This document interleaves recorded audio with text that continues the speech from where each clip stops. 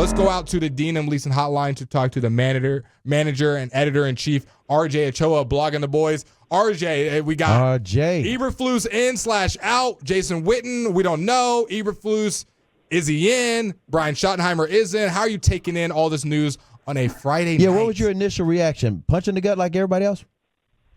You want to be honest, I was about to shower, so I was thinking, thank God I hadn't started that process. Otherwise, the live show I did at Blogging the Boys would have looked very different. It's weird to be surprised by something that we felt was inevitable. Shout out to, obviously, the morning guys there at the Fan, and Sean's been all over it.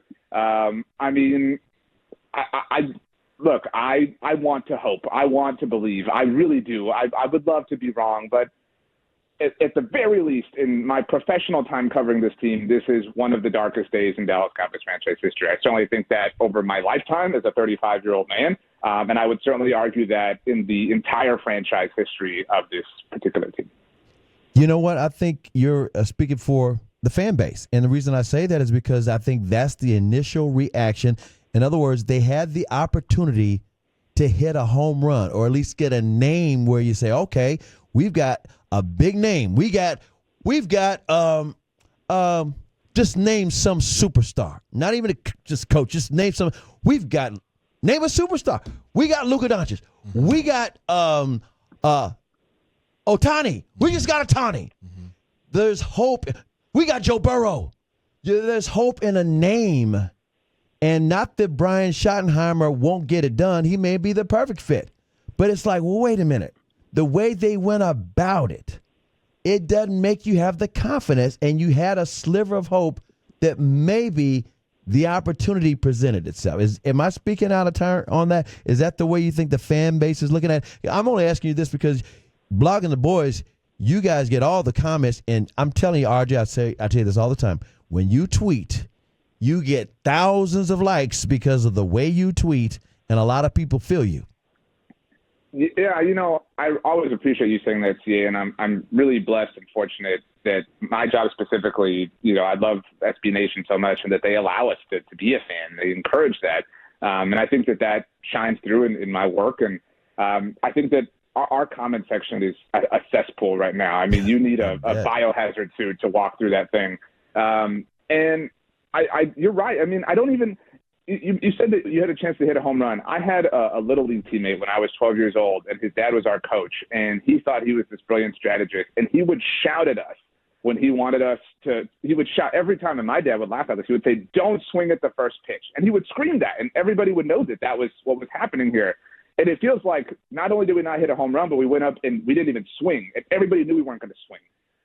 And so it is difficult. I would actually say – and I don't mean this to be rude or anything, it's impossible to justify. It could work out, and I hope it does, and I hope the Cowboys laugh at us, and I will personally smoke the crow for all of us to eat.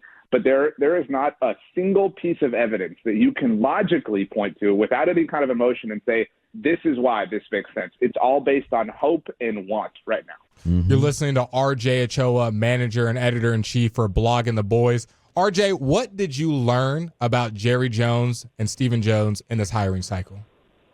I learned that they are big Frank Sinatra fans because they want to do it their way. And I don't know that I needed to learn that. But look, if an alien landed, I just watched Interstellar for the first time ever, like 2 days ago. Yeah, great movie. And it was very good. I'm the first person to say that. And so if an alien landed and we had to explain this to them, they would say, okay, so they interviewed 4 people formally and not making any accusations or anything, but 2 of them satisfy the Rooney Rule. And if we look at the other 2, one was the most recent offensive coordinator. The other was the one who preceded him. There were some other names they were connected to, Deion Sanders, Jason Witten. Those guys played for them. Even Matt Eberflus, whose name's getting tossed around right now, formerly coached for them. It kind of seems like they just it's either they really like Frank Sinatra or they just really don't want to make the HR people work hard and give them new people to put into the system. They just want to go change the years that they were active. So they just do not want to talk to anybody. I mean, not a single soul who had something to do with anyone who wasn't the Dallas Cowboys. Does that make it like this coach has got to be unique because they've got to be able to work with this front office even more so than work with the players? Yeah, and I think that we live in such an interesting time relative to the national media. I love the local media, 105.3 The Fan. I'm a Tolo all day long. But I've really learned a bit about the way the national media approach this, and that you've got these big-time, top-dog NFL insiders who are on national television, big-time shows saying, well, the Cowboys' job is different.